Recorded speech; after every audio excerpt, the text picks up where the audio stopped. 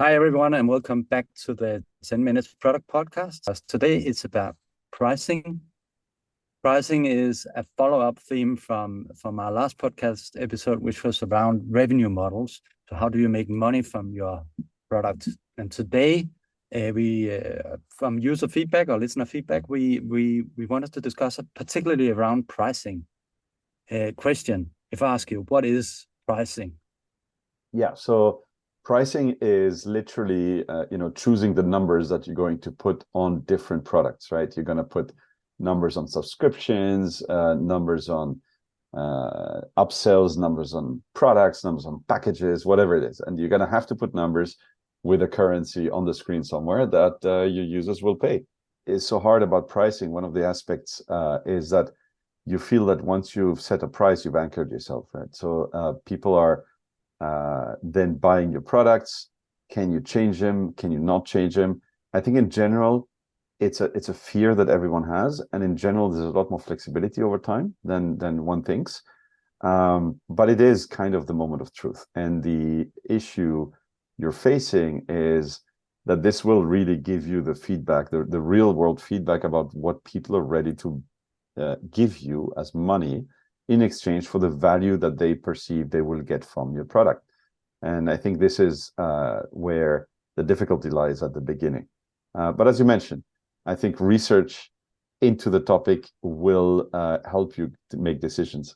The best one to go with as a starting point to kind of hone in your focus is around competition. So look at your competition, get an understanding of the price points, how they position their product. Is it premium? Is it mid-market? Is it budget? And try to understand what motivated them. And that will help you in your further research. That's a really interesting point, Jonas. What would you say? Are you able? Let me rephrase this question. Are you able to not only do a competitive analysis, but to find opinions that people have about the competitors' products, for example? Are you able to digest all of that from the web? Can you do this, on your own?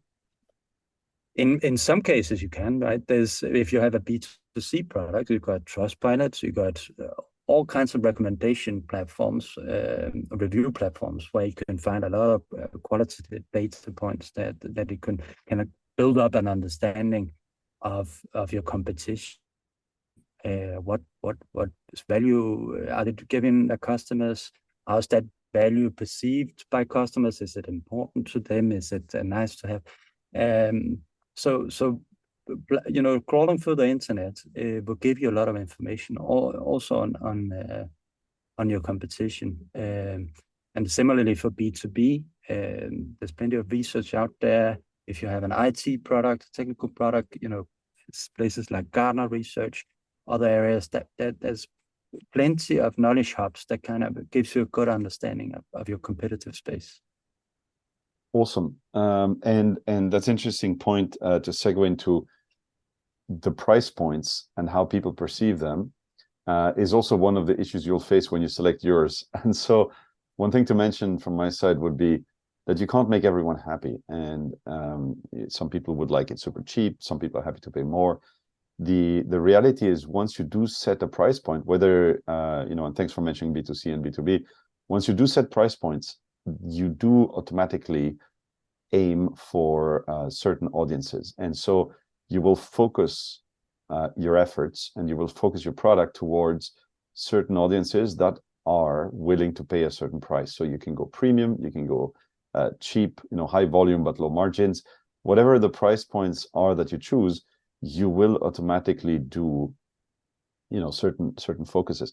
And so in order not to stay theoretical only about this, the biggest thing I would recommend with pricing is, in addition to the research that you mentioned, as in, see what's out there on the market and what people think about it, the biggest other thing would be to experiment with your own price points. And you could do things from research, as in surveys, try to ask people.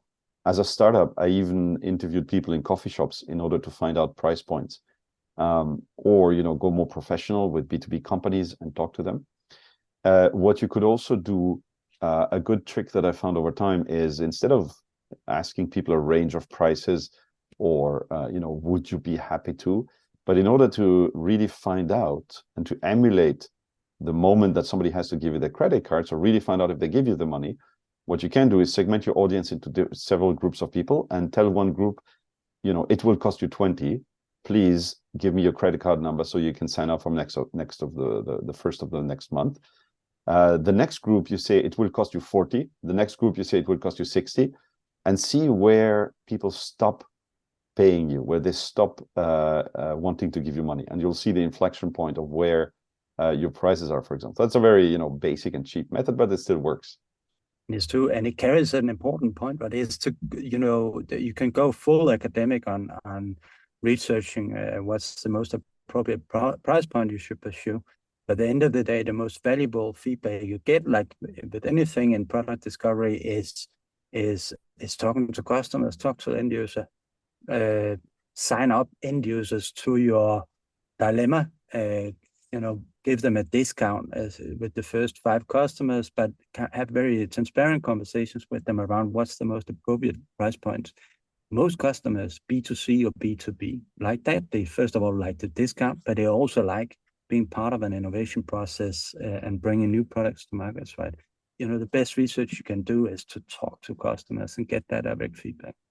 The last thing is around how you present your price point, and a tangible and very efficient way of also experimenting with different price points is to do price tiering. So consider when you set your price that you can also set a range of prices. Just be clear on what the customer gets in one bucket from the other. But it can be a way for you to get going and understand your customers better. Let's move from all the different methods to a few examples. And there's one particular one we wanted to mention, which is LinkedIn. Would you like to talk about this? So a good case is LinkedIn, and we all seen the LinkedIn of LinkedIn Premium for candidates. It's priced as $29.95 per month. That's a steep price increase from the premium tier they also run, and the incremental features that you get from that is, for me, in most cases, not really worth the price. Nonetheless, with that price point, LinkedIn has cleverly made the decision to target job seekers and people actively looking for their next gig. $29.95 is not much.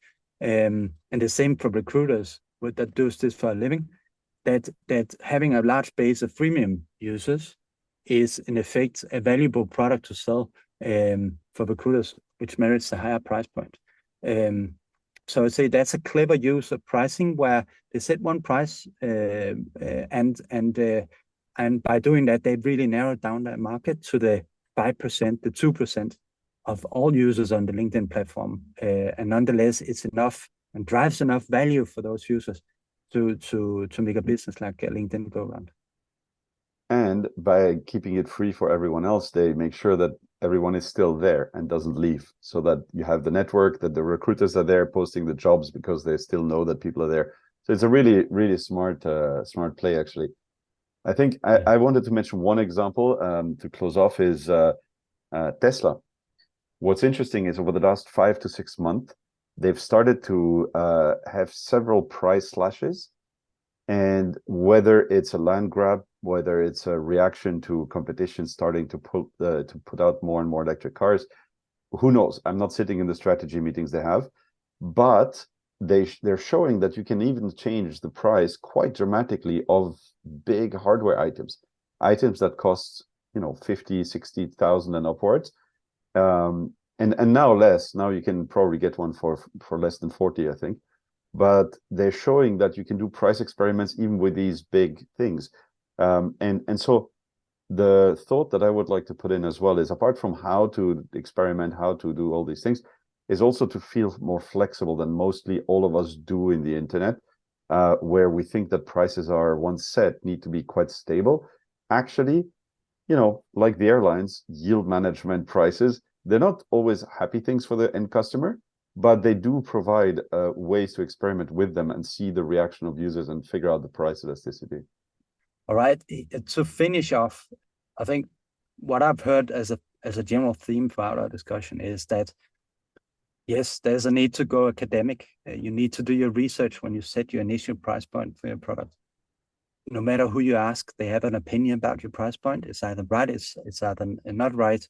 But at the end of the day, the important thing is to get started, right? Either through partnering up with real customers, give them a discount, and from the benefit of being the first 3 to 5 customers, but have open conversation with them around what they see as a fair price point, or start experimenting. And I think that the important thing is not to get bogged down into academics, but also to get it out there. And at the end of the day, you can change your price, but not your product as easily. Absolutely. Nothing more to add. So thanks, Jonas, and everyone else. Send us your feedback. We hope this was useful, and see you next time.